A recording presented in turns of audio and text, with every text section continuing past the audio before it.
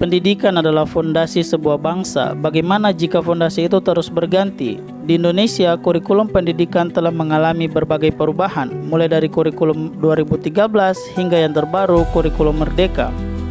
Apa dampak bagi siswa, guru, dan masa depan pendidikan kita?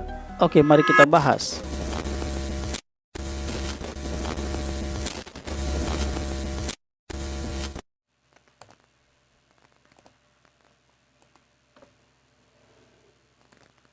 Pendidikan di Indonesia seperti kapal yang terus berlayar mengikuti arus zaman. Sejak kemerdekaan, kurikulum kita telah berganti setidaknya 10 kali.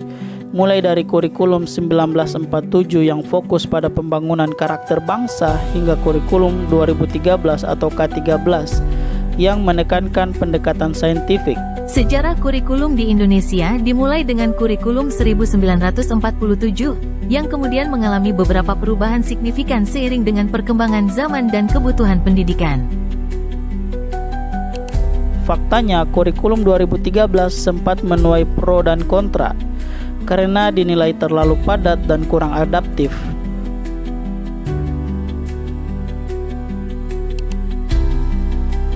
Pada tahun 2022, Kemendikbud meluncurkan kurikulum Merdeka sebagai penyempurnaan dengan fokus pada project based learning.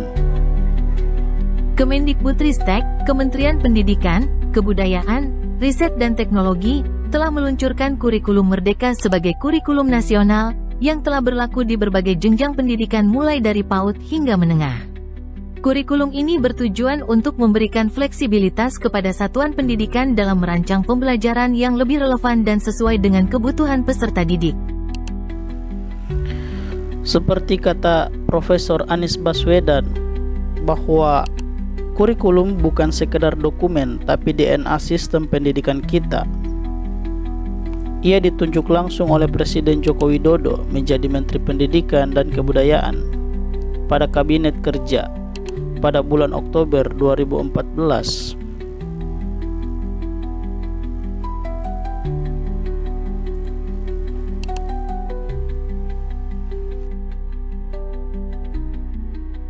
Seperti dalam buku sejarah pendidikan di Indonesia sebelum kedatangan Belanda atau bangsa-bangsa Barat, pada halaman ke-11 ada yang dinamakan dengan kurikulum. Pada dasarnya, yang disebut pendidikan formal adalah yang memiliki program belajar yang pasti dan terukur untuk setiap jangka waktu yang ditentukan. Program itu dituangkan dalam apa yang disebut dengan kurikulum.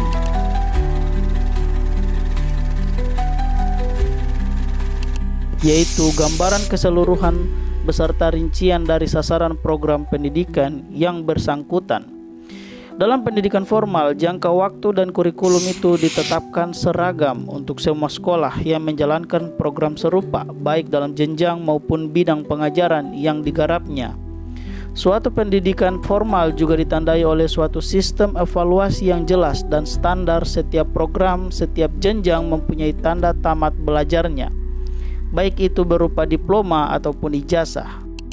Tahun 2025, Indonesia melangkah lebih jauh. Kurikulum baru tak hanya merdeka, tapi juga cerdas. Deep learning bukan sekedar metode, tapi fondasi baru untuk dunia pendidikan. Contoh integrasinya yakni yang pertama, adaptive learning atau platform. Adaptive learning platform. Adaptive learning atau pembelajaran adaptif adalah pendekatan pembelajaran yang beradaptasi dengan kebutuhan, tingkat keterampilan, dan gaya belajar individu. Sistem AI seperti SIBI atau Sistem Belajar Indonesia mampu menyesuaikan materi dengan kecepatan belajar siswa. Automated Assessment AI menganalisis esai dengan proyek siswa. Ini memberikan umpan balik yang secara instan.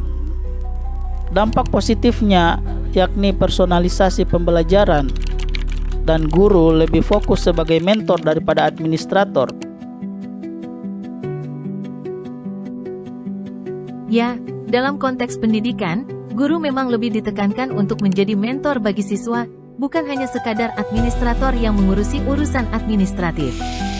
Guru memiliki peran penting dalam membimbing, menginspirasi, dan membantu siswa tumbuh baik secara akademik maupun pribadi. Di samping dampak positif ada juga dampak negatifnya, yakni kesenjangan teknologi antara sekolah di kota dan sekolah di pedesaan.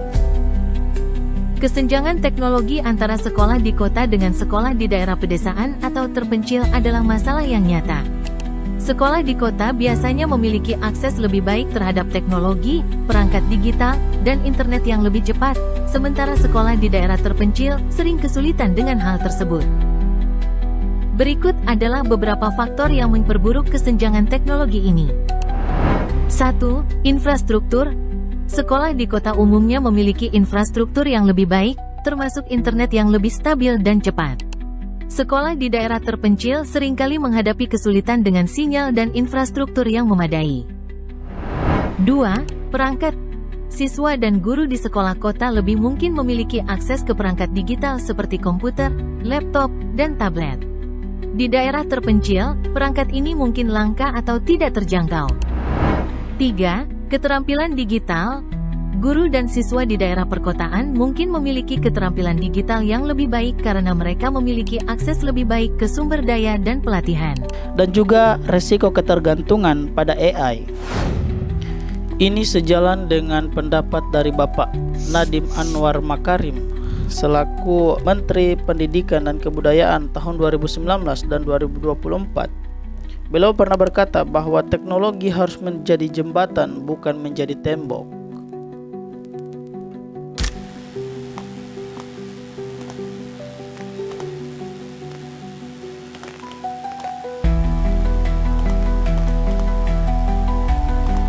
Tapi bagaimana realitanya? Kami berbicara dengan Ibu Siti, guru di Lombok yang masih kesulitan mengakses listrik stabil apalagi AI.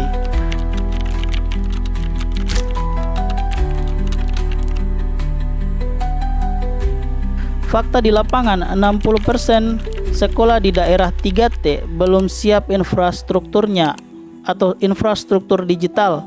Survei menurut PGRI tahun 2024. Sekolah 3T merujuk pada sekolah-sekolah yang berada di wilayah daerah tertinggal, terdepan, dan terluar 3T. Wilayah 3T ini memiliki tantangan khusus dalam hal pembangunan pendidikan, seperti keterbatasan akses, infrastruktur, dan sumber daya manusia. Butuh perjuangan bagi anak sekolah di Mandailing Natal, Sumatera Utara agar bisa sampai ke sekolah. Mereka harus melintasi anak sungai dan bebatuan terjal. Merlin, salah satu siswa sekolah menengah pertama 7 Panyabungan 1 Atap, harus berangkat pukul 6 pagi agar tidak telat ke sekolah. Jarak antara rumah dan sekolah mencapai 7 km. Namun di SMK Jakarta, siswa sudah merancang chatbot untuk tugas bahasa. Pada tahun 2045, Indonesia menargetkan menjadi pusat pendidikan berbasis AI terkemuka, tapi jalan masih panjang. Rekomendasi yang dapat dilakukan yakni yang pertama, pelatihan guru massal. Adalah program pelatihan yang ditujukan untuk meningkatkan kompetensi dan kualitas guru secara bersama-sama. Sebagai program guru penggerak 2.0 dengan modul AI.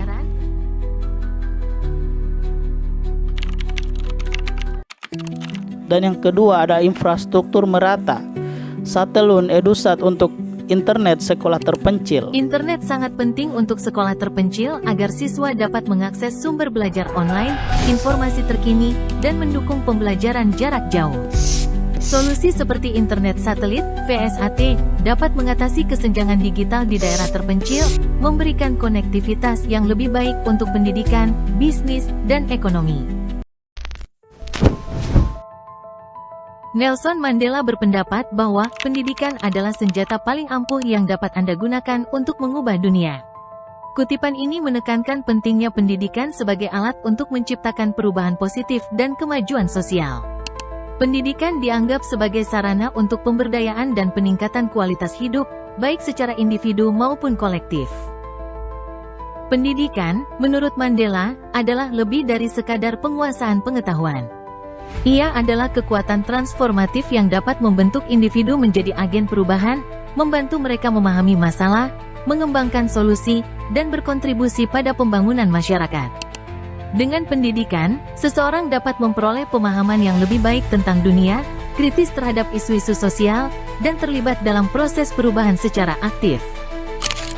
Kurikulum 2025 adalah awal, tantangannya nyata, tapi peluangnya terbuka lebar.